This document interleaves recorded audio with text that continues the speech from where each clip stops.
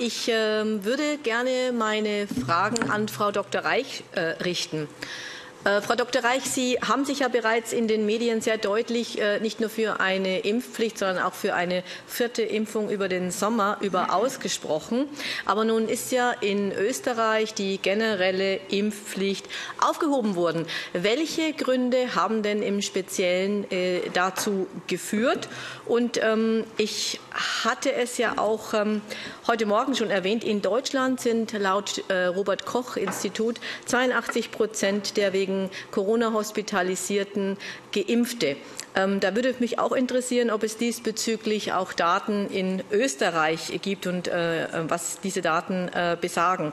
Und in Anbetracht dieser Tatsachen sollte es denn nicht generell eine Impfung, die bestenfalls kurzfristig wirkt und vor allen Dingen auch keine Infektionen verhindert, Privatsache sein? Sollte also der Staat hier nicht eingreifen, zumal ja auch unerhebliche Nebenwirkungen damit, nicht unerhebliche Nebenwirkungen damit verbunden sind. Zum Beispiel meldet in Deutschland die offizielle Behörde Paul-Ehrlich-Institut 250.000 Nebenwirkungen. Dagegen die Kassenärztlichen Vereinigung meldet 2,5 Millionen Patienten, die wegen Nebenwirkungen in Behandlung waren.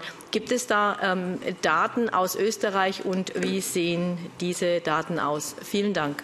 Take your time. I need some seconds. Okay, so to the Impfpflicht, to our mandatory vaccination law. In support of the introduction of the mandatory vaccination law, a commission was installed to regularly assess the necessity of this compulsory vaccination. And due to the epidemiological situation, the commission's assessment came to conclusion that it is not necessary to focus on compulsory vaccination at present. Therefore, this mandatory vaccination was suspended. And first suspended, and recently the government decided to completely repeal this mandatory vaccination act. And the contribution of vaccination with regards to the management of the current pandemic shall, however, not be questioned. This especially holds true with regards to reducing severe disease curses, and that's the main point. Because I do not think it's a private case when you have a need for public health care management, and you have the need for this public health care treatment, and the vaccination can reduce these severe disease curses. So I think in the situation we have now, in this epidemiological situation, where we have slightly reaching our public access, our free public access. I don't think it's a private case. And the side effects you mentioned, investigations are ongoing, and we have a data collection on these side effects, and there are not only side effects notified, also they need to be investigated. Yeah, there are many kinds of cases which are compared with a possible vaccination or the vaccination date, and we are not yet ready to publish this data.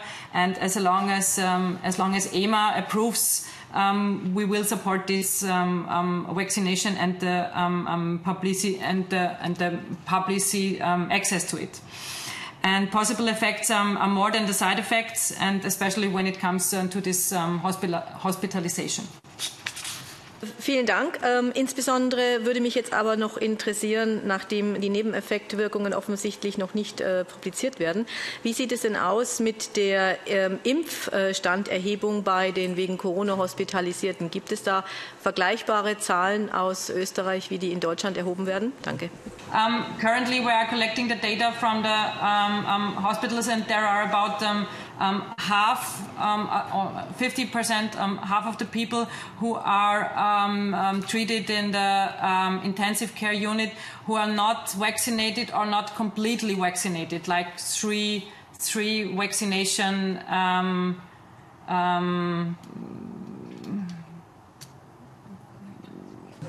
doses. Doses, yeah, okay, yeah. We understood. I thought from this German to English, it's sometimes a little bit complicated, I'm sorry. So half of the people are not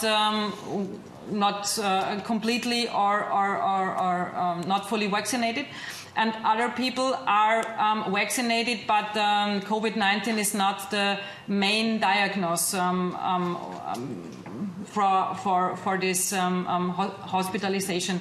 So we established this register for our hospitalization COVID-19 cases in combination with infection and vaccination about 3 months ago. Before there were only a complete data of COVID-19 and infection beds, and now we have this register. But it's since about 3 months, and we are now collecting this data, and it's now possible to have a detailed view of these patients.